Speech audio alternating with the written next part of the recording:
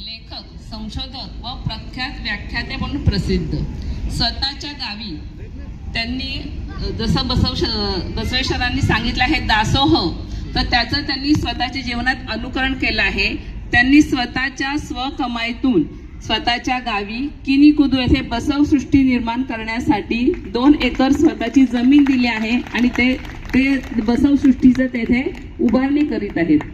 स्वगावी oxygen zone व वनराईची निर्मिती 400 वृक्ष लावून त्यांनी केली आहे.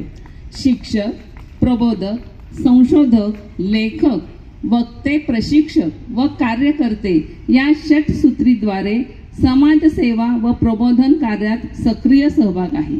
महाराष्ट्र व देशात गुणवत्तेसाठी प्रसिद्ध असलेल्या लातूर पॅटर्न, शाहू पॅटर्न, राजर्षी शाहू महाविद्यालयातील पाली भाषेचे प्राध्यापक, वक्तृत्व आणि वादविवाद विभागाचे प्रमुख म्हणून ते आहेत. अण्णा बसवण्णा राज्य पुरस्कार, शरण साहित्य रत्न पुरस्कार, राष्ट्रीय बसव पुरस्कार व असे अनेक राज्य आणि राष्ट्रीय पुरस्कार त्यांना लाभले आहेत. असे अम्मी अगर चौडैया राष्ट्रीय व्याख्याता, राष्ट्रीय बसव व्याख्याते असलेले डॉक्टर भीमराव पाटील आज आपल्याला इथे प्रमुख व्याख्याते म्हणून लाभले आहे.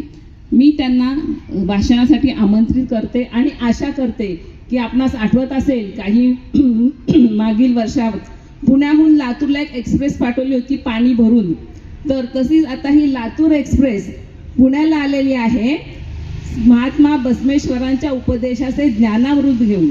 तर ते आज आपल्याला हे ज्ञानामृत देऊन तृप्त करणार आहेत. सर्व शरणांनी आपले ज्ञानचक्षु जागृत ठेवून या अमृताचे प्राशन करूया आणि यासाठी आपण सरांचे मोठ्या टाळ्यांच्या कडकडाट स्वागत करूया.